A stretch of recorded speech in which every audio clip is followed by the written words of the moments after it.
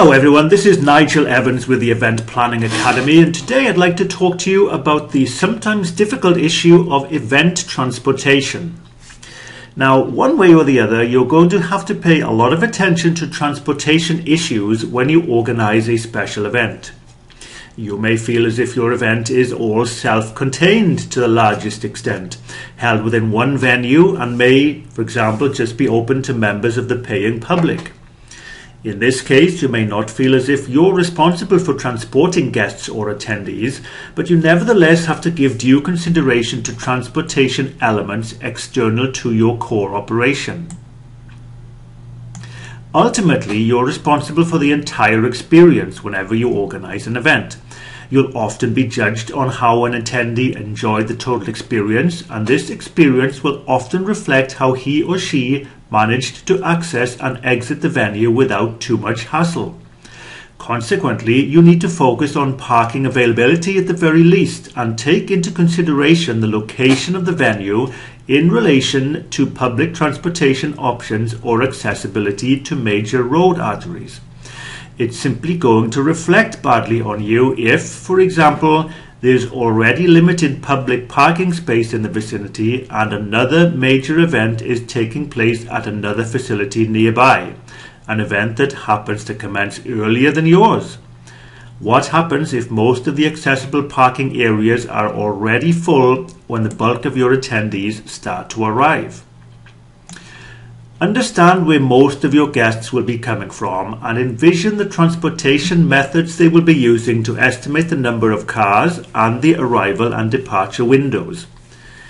Determine where the closest parking area may be and determine what kind of facility it is. Is there an attendant? How much does it cost to park, and is the facility in good condition and well kept? Is it secure, or does it have a reputation for vandalism? When you look at parking, you must also consider how this issue is going to affect your own staff, the vendors, the entertainers, and so on. You need to be able to know that nearby parking is available if, for example, you have to come in really early in the morning to set everything up. During your planning and preparatory phase, you should have looked into the major event schedule for that particular locality. This is something that you can find at the Convention and Visitors Bureau, or by visiting your local authority, or by getting in touch with the owners of the major event facilities in the area. This will help you to determine whether there's going to be any pressure on parking. If you are responsible for parking as part of the structure of the event, you need to go several steps further, of course. Now you need to determine if you can block off space for attending guests in advance. In this case, you may well have to prepay it. If you're dealing with a hotel parking lot, this is not too much of an issue, but do remember that in certain city locations, parking often represents a revenue stream for the hotels, so you may have to negotiate a little bit. When you have arranged this prepaid parking, ensure that it is well signposted and that hotel valet staff are aware of this arrangement. If it is self-parking, as may well be the case with a specialty car event, for example, then do ensure that you have a member of staff on hand and or have directional signs from the parking area to the event location.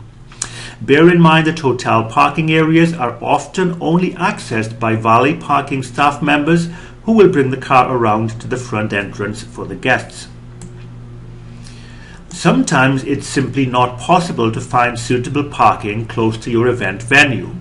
For example, a major golf tournament venue would be simply overwhelmed by the number of cars attempting to access the traditional golf club parking lot. On the PGA Tour, for example, arrangements are often made with a major sporting venue or entertainment venue that may be quite distant. In the example of the Arnold Palmer Invitational in Orlando, the organizers used the massive parking lot of the Universal Studios, which is about 3 miles away. In these instances, you will have to arrange for shuttle coaches to circulate on a continuous basis. Whenever you use shuttle transportation, you need to have personnel at the remote parking lot to help direct guests from their cars to the pickup area. When you use this type of transportation, ensure that the quality of the vehicle is appropriate to the expectation of the attendees. They should always be very clean and in good condition.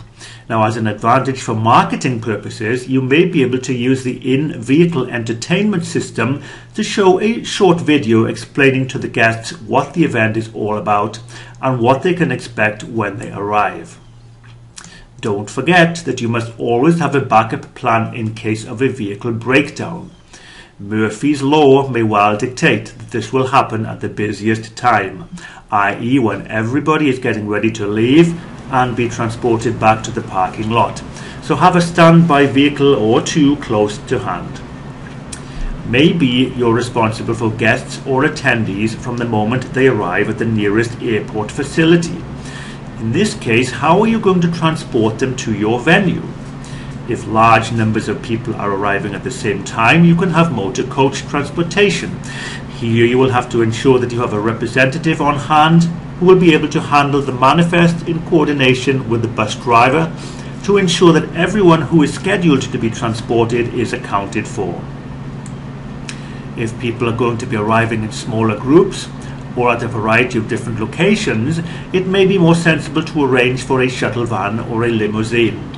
Once again, arrange with a transportation company to have someone to meet arriving guests at the greeting point within the airport. Ensure that you are happy with the quality and presentation, that vehicles are clean and well presented, and that the staff members are nicely attired, polite, and always professional. Sometimes you may be responsible for the arrival and departure of a number of VIPs. Perhaps you're responsible for a red carpet award ceremony. In this case, you may have to deal with the issue of limousine arrivals and parking. Remember that in the case of stretch and super stretch limos, they each take up a number of individual parking spaces and may not be able to maneuver into and out of a typically restricted or conventional parking garage. Arrange for specific parking here together with an attendant and have clear directions to and from this parking area for the limousine drivers. So there you have it. We've touched on the issue of event transportation. We hope to talk to you soon. Bye bye for now.